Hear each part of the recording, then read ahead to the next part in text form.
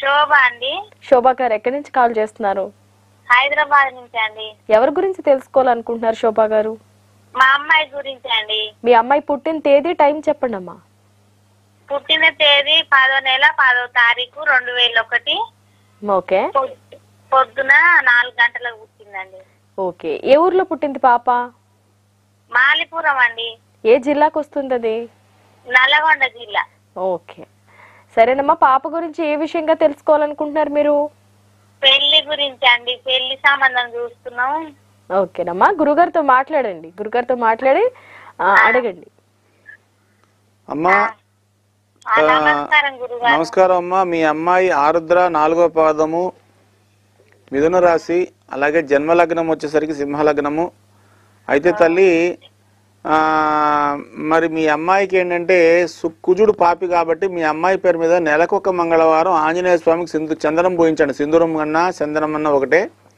అది పూయించడం వల్ల ఈ అమ్మాయికి వివాహం ఆలస్యం కాకుండా అవుతుంది. రెండవది, లగ్నంలో శుక్రుడు ఉన్నాడు కాబట్టి కొంచెం జిద్దు అంటే మొండితనం బాగా ఎక్కువ అమ్మ. మనసులో తాను అనుకున్నదే జరగాలి అన్న ఆలోచన ఎక్కువ ఉంటుంది. అయితే ఆంజనేయ స్వామికి ఎక్కువగా పూజ చేయడం వల్ల అమ్మాయి మనసు కూడా మారుతుందమ్మా. మరి పెళ్లి ఎప్పుడైతుంది అని అడిగావు కాబట్టి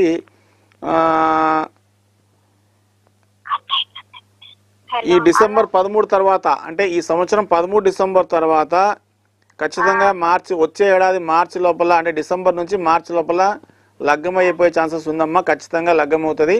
అది అనుకోకుండా అంటే మనం ఏదో ప్లాన్గా మనం పద్ధతిగా అనుకోకుండా మీరు ఏదైనా ఏదైనా పెళ్లికి పోవడమో, అక్కడ మీ అమ్మాయిని ఎవరో చూడడమో, నచ్చి వెంటనే పెళ్లికి ఖాయమైపోవడం ఇలా జరుగుతుందమ్మా. అది కూడా ఈ సంవత్సరం, అంటే ఈ ఇయర్ ఎండింగ్, అంటే డిసెంబర్ తర్వాత నుంచి మార్చి లోపల, అంటే వచ్చే ఉగాది లోపల, అంటే డిసెంబర్ నుంచి వచ్చే ఉగాది లోపల ఖచ్చితంగా పూలు పెట్టేసుకుంటారు. పెళ్లి కూడా అయిపోతుంది.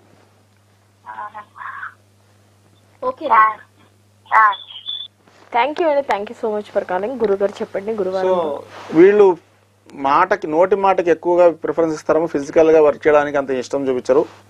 రెండవది ఏంటంటే వీళ్ళు కొంచెం చిరుతిండ్లు ప్రియులమ్మా. దానివల్ల వీళ్ళకి గ్యాస్ట్రిక్ ప్రాబ్లమ్స్ ఎక్కువ వస్తుంటాయి. అలాగే కొంచెం స్వీట్స్ మీద బాగా ఆసక్తి ఎక్కువ ఉంటుంది. ఈ గురువారం పుట్టిన వాళ్ళు ఎక్కువగా విద్యా సంబంధమైన శాఖల్లో రాణిస్తారు. అలాగే గవర్నమెంట్ జాబుల్లో ఎక్కువ సూపర్వైజర్స్లో కానీ ఉంటారమ్మా. ఇలాంటి వాళ్ళు గవర్నమెంట్ జాబ్స్లో కూడా బాగా రాణిస్తారమ్మా. వీళ్ళు మంచి బోధకులు కూడా. ఏదైనా కానీ బాగా అర్థమయ్యేలాగా ఎక్స్ప్లెయిన్ చేయడంలో దిట్ట. మరి ఇంకా మిగిలింది శుక్రవారం. ఈ శుక్రవారం నాడు పుట్టిన వాళ్ళు ఒక రకంగా ఆడపిల్ల పుడితే మహాలక్ష్మి ఇంట పుట్టిందంటారు. మరి తండ్రికి కలిసి వస్తుంది. అలాగే మగపిల్లవాడు పుడితే ఒక రకంగా లక్ష్మీ కుమారుడు అని అనుకోవచ్చు. రెండవది ఏంటంటే ఈ శుక్రవారం పుట్టిన వాళ్ళు కొంచెం చెప్పాలంటే చాలా మొండి ఘటాలు. అంటే ఎవరి మాట వినరు. వాళ్ళ మనసుకి నచ్చిందే వేదం.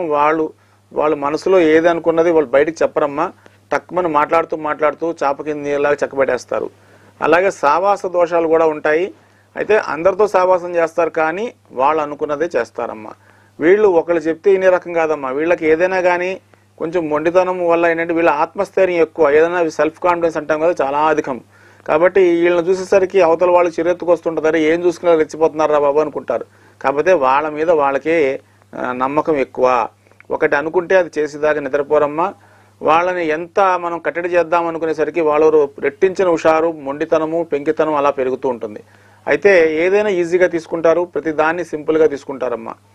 మరి వీళ్ళది కొంచెం ఉష్ణ శరీరం. అలాగే షడ్రుచుల్లో చూస్తే వీళ్ళు పులుపును బాగా ఇష్టపడతా ఉంటారమ్మా. ఎంత పులుపైనా ఆసువుగా తినేస్తారు. మరి వీళ్ళు కొంచెం హాస్యప్రియులను కూడా చెప్పచ్చు. ఇలాంటి వాళ్ళు ఎక్కువగా